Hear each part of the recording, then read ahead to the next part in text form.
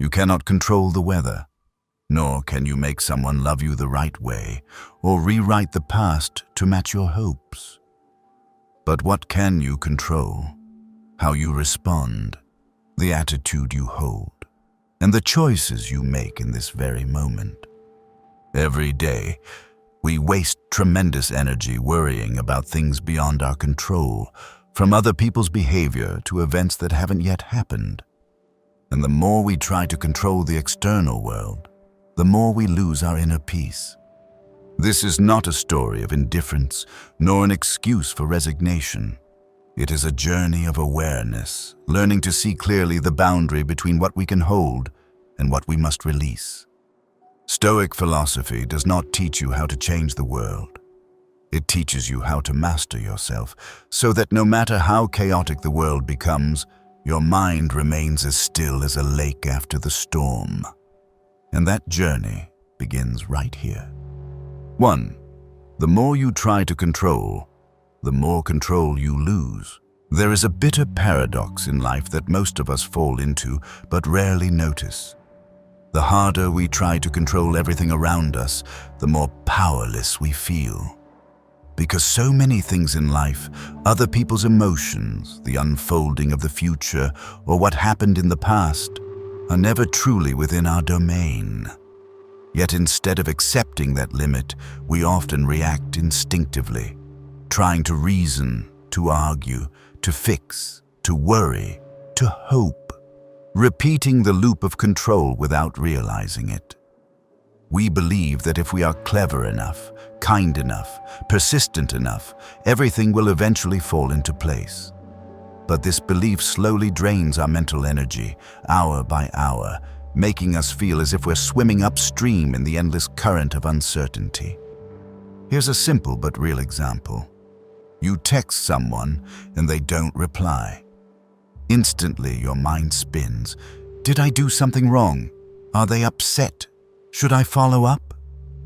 Each question takes you one step further from your inner peace. Not because the message itself is so important, but because you're trying to control what was never yours to control. Another person's emotions and behavior. From a minor event, you create internal chaos and call it stress. But at its core, you're not stressed because of their action. You're stressed because you can't control their action. The more you try to control everything, your work, your relationships, your outcomes, the more your mind gets trapped in a heightened state of vigilance. You feel like you always have to do more. Check again, remind, explain, plan, over-prepare. And the more you do that, the more you live in defense mode, not in freedom. You begin to act out of fear. Fear that if you don't hold it all together, something bad will happen. But the truth is, no matter how tightly you grip things, life will still shift in ways you don't expect. Life is not a machine programmed to your wishes. It is a river, always moving, always changing, full of turns you can't see from the source. Stoic philosophy doesn't ask you to give up or sit quietly in suffering. It invites you to shift your focus from trying to change the outside world to building inner strength. When you understand that you cannot control what others think, but you can control how you respond, that you can't force life to go your way, but you can learn to carry on when it breaks apart, that is when you reclaim real power. You stop being a victim of circumstances and become the master of yourself. True control doesn't come from things going according to plan. It comes from your ability to remain calm, clear, and grounded when the plan collapses. And the most beautiful paradox is this: only when you stop trying to control the world do you begin to truly control yourself. When you release your grip on what isn't yours, you lose nothing. You simply lighten the burden that was never meant to be yours. And in that journey, you begin to touch something many never do: the inner freedom of a mind no longer tied to what lies beyond its reach. 2. Draw the line. what's yours and what's not. One of the most essential steps to liberating yourself from inner turmoil is learning to clearly distinguish what truly belongs to you and what doesn't. It sounds simple, but most of our exhaustion and pain comes from confusing that boundary. We think we can control how others think, how they feel about us, whether a plan succeeds, or how the world reacts to our actions. But none of those, others' thoughts, emotions, actions, the past or the future, are actually within our control.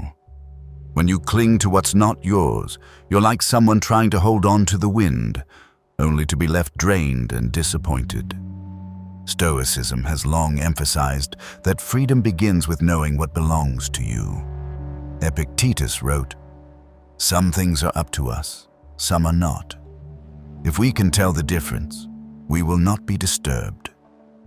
So, what is up to you? Your thoughts, your responses, the values you live by, the choices you make, the actions you take in the present moment. You cannot control whether someone misunderstands you, but you can choose how or whether to explain yourself. You cannot control whether an opportunity slips away, but you can control your attitude toward loss and how you rise afterward. These, your thinking, character, principles, and actions, are your true domain. The problem is, we often confuse care with control. You can care about someone deeply, but that doesn't mean you control their path. You can make the most detailed plan, but that doesn't mean you control every variable. When you blur that line, you start living in a fog of tension, always feeling like you should be doing more, constantly obsessed with making things go the way you imagined. Clear boundaries don't make you cold or indifferent. They make you wiser in how you use your energy, knowing where to pour your heart and where to pull back to protect yourself. Picture your mind as a garden. If you keep watering land that isn't yours, you'll have nothing left to nourish your own soil. Every time you obsess over someone else's feelings instead of tending to your own, every time you lose today worrying about tomorrow, you abandon your most sacred ground, your inner life. Stoics don't turn their backs on the world. They simply learn not to let the world invade the part of them they are entrusted to guard. And when you begin living with boundaries that clear, you don't just save mental energy. You become steadier in the face of life's highs and lows, because you know what's yours to tend to and what's not. 3. Let life be and return within. We often grow up believing that if we try hard enough, sacrifice enough, are kind enough, life will give back what we desire. That belief takes root early and over time becomes a quiet expectation that if we do everything right, everything will turn out right. But reality doesn't follow that logic. You can give everything to a relationship and still be left behind. You can work with dedication and still get laid off. You can live with integrity and still be misunderstood. That's when we start to blame the world or ourselves. But the truth is, nothing went wrong except the flawed belief that life will always cooperate with our plans. The Stoics understood this well. They didn't live to control life, but to adjust themselves within its uncertainty. They knew that the things of this world, people, emotions, outcomes, time, fortune, are unstable and always will be. If you cling to the idea that life must go your way, you'll constantly feel betrayed or lost. But life isn't against you. It simply never promised to obey you. And when you let go of needing everything to be just right, you're not giving up. You're returning to the only thing you can truly command, yourself. Letting life be doesn't mean apathy or neglect. It means stopping the futile effort to fix what's not yours, ending the resistance to the natural flow, and instead learning to observe, adapt, and stay rooted within. It's when, amid a chaotic day, Instead of being swept into uncertainty, you return to your breath, your reason, your values. It's when you realize peace doesn't come from quiet circumstances. It comes from your ability to stay undisturbed within noisy ones. The Stoics never advised standing outside of life, but they reminded us, you're not responsible for all that happens. They invite you to step back, to see clearly what's yours to act on and what's yours to let go. In that space, you regain the clarity that gets lost in the race to keep up.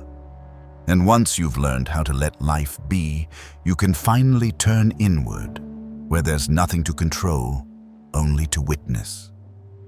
From that place, you don't just find self-mastery, you discover something deeper.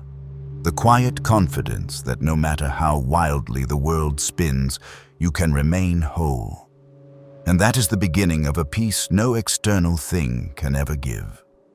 4. Stop wasting energy on what doesn't belong to you. Some mornings you wake up feeling exhausted for no clear reason. Your body still has strength, but your mind feels like it just returned from an invisible war. You didn't run 10 miles, nor work through the night, yet you're drained. Why? Because you've spent too much energy on things that don't belong to you. You spent hours wondering whether someone might be upset with you. You replayed a finished conversation dozens of times. You imagined the worst-case scenarios for something that hasn't even happened. Each of those thoughts is a slow, silent leak of energy from within you, constant and unreplenished. Stoics understand that mental energy is a precious resource, and it shouldn't be wasted on what you cannot change. They recognize that what truly depletes us isn't action, but the mental chaos, feeling helpless as our minds dwell endlessly on what lies outside our control. You cannot dictate someone else's feelings, yet you try to guess them. You cannot alter the past, yet you replay it again and again. You cannot know the future, yet you spend your afternoon fearing it. In every one of those moments, you're draining yourself, then blaming life for being too heavy.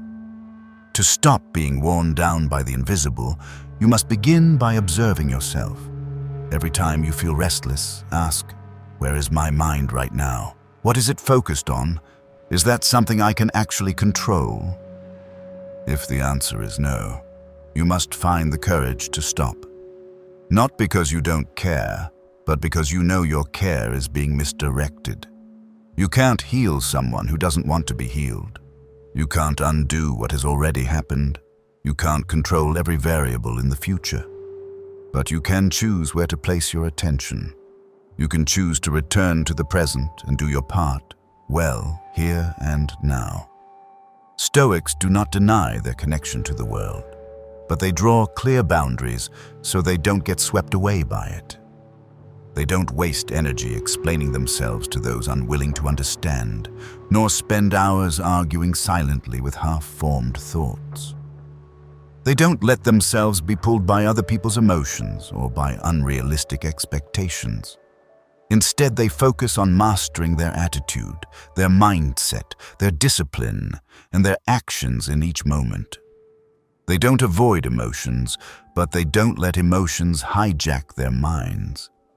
They don't stop caring, but they refuse to live in exhaustion over what cannot be changed. When you stop spending your energy on what doesn't belong to you, you don't just feel lighter, you begin to reclaim a sense of agency in your life. You find more mental space to think clearly, more time to do what truly matters, and most importantly, you rediscover inner stillness, a kind of peace the modern world steals from us without warning. And from that stillness, you begin to rebuild the focus, strength, and freedom you once thought you had lost. 5. Let go of the illusion that you can change someone. One of the most deeply rooted illusions in our minds is the belief that with enough love, effort, reason, or patience, we can change someone.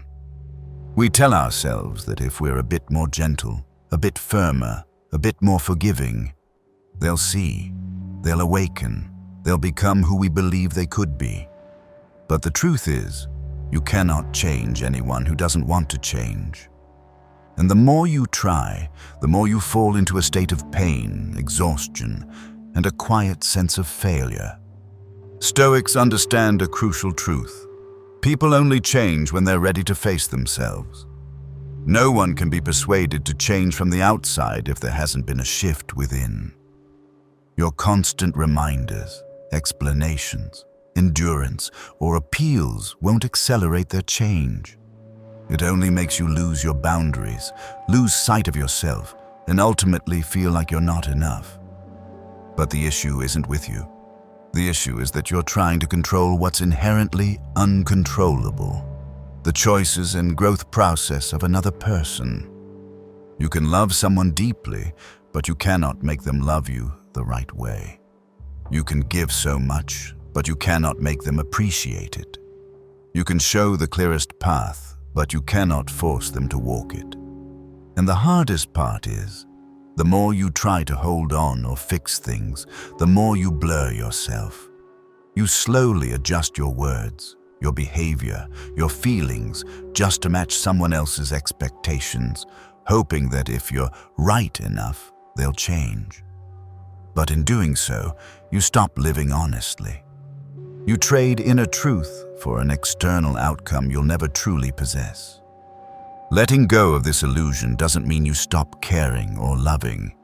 It means you begin to love with clarity, set firm boundaries, and learn to let others be responsible for themselves. It means you no longer tie your happiness to someone else's change. You understand that you can walk beside someone, support them, but you cannot live their life for them. And if a relationship only survives by you constantly bending to fit it, then maybe it's not a relationship worth trading your wholeness for. Stoics let go, not out of apathy, but out of reverence for their own life energy. They know that constantly trying to control someone else's feelings, thoughts, or actions leads only to exhaustion. They preserve mutual respect by not interfering in another's personal path. And if needed, they are willing to walk away, not to punish, but to protect their inner peace. Because in the end, maturity doesn't come from changing someone. It comes from knowing the limits of love and refusing to lose yourself for something that was never truly yours. 6. Learn to accept reality in order to begin changing. We often confuse acceptance with surrender and letting go with giving up. That's why many resist reality, not because they're strong, but because they haven't truly understood the strength of acceptance. When something happens against our wishes, the human instinct is to deny, to resist, to reject what's right in front of us. We say, "This shouldn't have happened. If only things were different. I should have." But none of that changes anything. It only traps us in a silent, endless battle with the truth itself. Stoics don't avoid reality, nor do they sugarcoat it. They look at life as it is, unembellished, unbent, unmasked, because they understand that every attempt to change something must begin with first accepting it. You can't fix a room if you refuse to walk in and turn on the light to see the mess. Likewise, you can't change your circumstances, your emotions, or yourself if you keep saying, "It shouldn't be this way." Reality doesn't need your permission to exist, but you must acknowledge it if you want to move forward from where you stand. Acceptance doesn't mean you like it. You don't have to enjoy the fact that you failed, that they left, that a door has closed, but you need the courage to say, "Yes, it happened, and I won't waste more energy resisting it." From that moment, you begin to act with clarity. No longer driven by illusion, guilt, or regret, you start to see the path ahead. Not a perfect one, but a real one you can walk with your own feet. Resisting reality, on the other hand, is like standing in the rain and yelling at the sky for not being sunny. You're wet, cold, frustrated. yet you do nothing to shield yourself. You don't grab an umbrella, look for shelter, or move. You just stand there and complain. And the longer you do, the worse it gets. Stoics don't do that. They don't waste time fighting what can't be changed. They see the rain and ask, "What do I need to do now to stay dry?" That mindset helps them remain grounded even when the world doesn't go their way. Acceptance is also the foundation of self-compassion, because often what we resist most fiercely isn't the world, but our own selves. We refuse to acknowledge our flaws, our mistakes, our fears. But it's that very avoidance that traps us in denial and self-blame. Stoicism teaches us only when you have the courage to look at yourself honestly, without judgment, can deep change begin. No one can improve what they're still trying to hide. So if you feel stuck, hurt, or lost in unmet expectations, begin with a simple statement. This is the truth. No embellishment, no denial. From the moment you acknowledge reality as it is, you are no longer running, you are beginning. And every lasting transformation starts from that single act of courage. 7.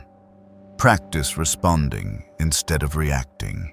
Between the moment something happens and the way you respond to it, there exists a very small space. And within that space, your entire life can change. Most people are unaware of this. They live on reflex.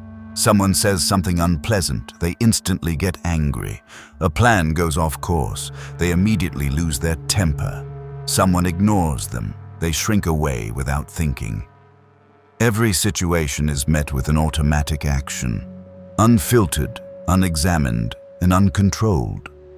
And so they live in a long chain of impulsive reactions, constantly regretting what they said, did, or felt too quickly. But Stoics choose a different path. They don't react, they respond.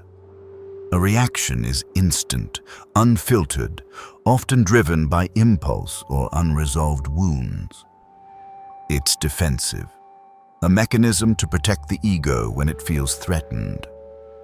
In contrast, a response is intentional, crafted after observation, reflection, and deliberate thought. It doesn't come from fear or anger, but from clarity and self-respect. When you respond, you are in command of yourself. You are no longer ruled by emotion, but guided by reason to handle the situation rightly. It's the difference between being swept away and choosing your own step forward. Stoics train this every day. They don't wait for adversity to learn composure. They prepare in mindset and attitude. They remind themselves often that the world will contain rudeness, disappointment, and moments that tempt them to explode. But instead of being caught off guard, they welcome these as part of life and ask, when it comes, how will I respond in a way that reflects the person I want to be? This mental preparation is what helps them stay calm when the moment truly arrives. Practicing response instead of reaction doesn't mean becoming cold or detached. On the contrary, it's the highest form of respect for yourself and for others. When you refuse to react impulsively, you protect your peace and you give the other person space to truly listen instead of just defend.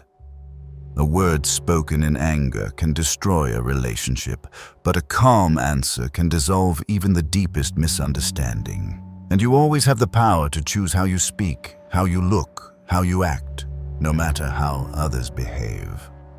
In a world that prizes speed, where quick reaction is seen as intelligence, the person who knows how to pause, step back, and keep a steady mind, that is the one who is truly strong. A response demands that you notice your rising emotions, but don't let them steer you. It asks you to turn inward, not to retreat, but to advance from a place of stillness. And when you do this, you don't just change the outcome of a situation. You change who you are.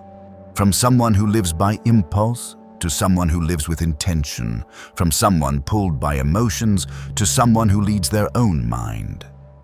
And that is the beginning of inner freedom. 8.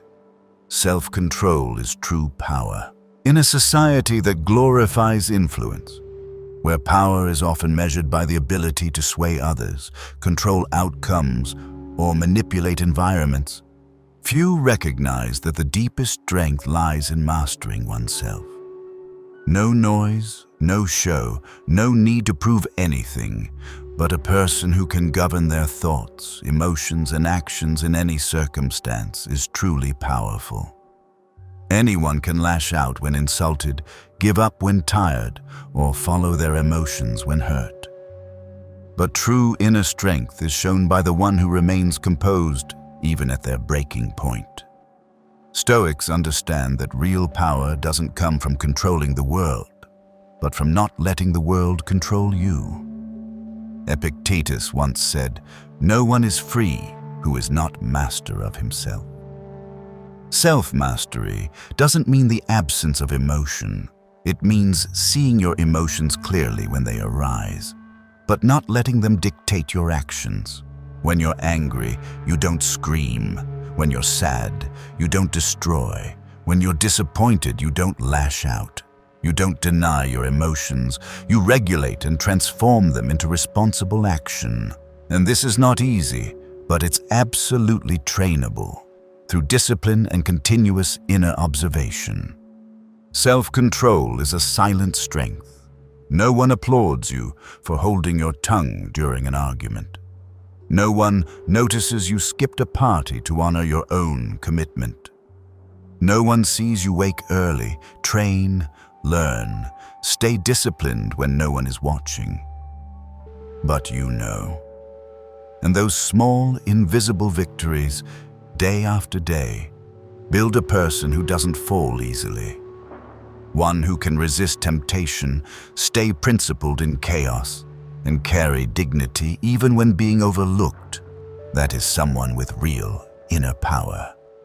Self-control doesn't mean you become rigid or emotionless. On the contrary, it is the foundation for living more truthfully, more clearly, and more freely. When you are no longer dragged by impulse, you can choose to live in a way that reflects who you want to become.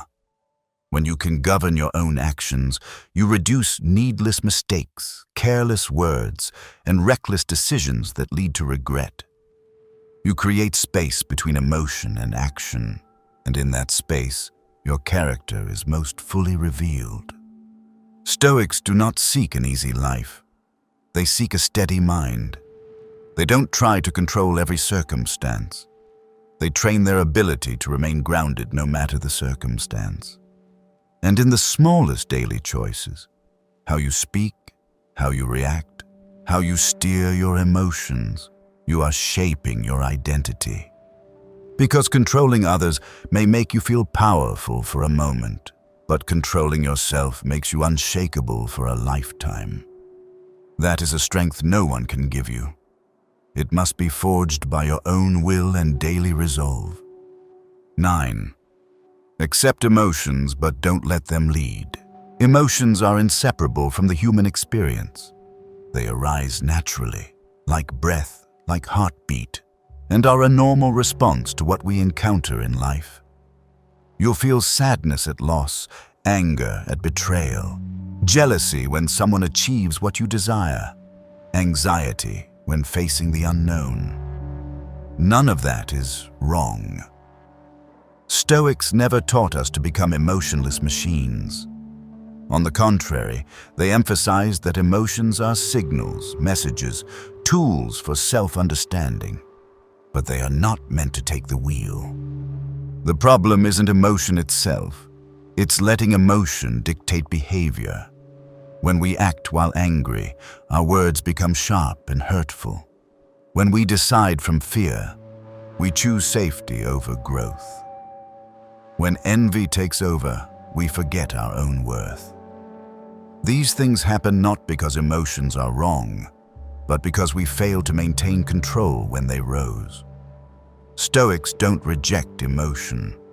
They learn to take one step back from it, to observe without being ruled. Think of emotion like a wave. You cannot stop the wave from coming, nor command it to vanish. But you can learn to stand firm without being swept away.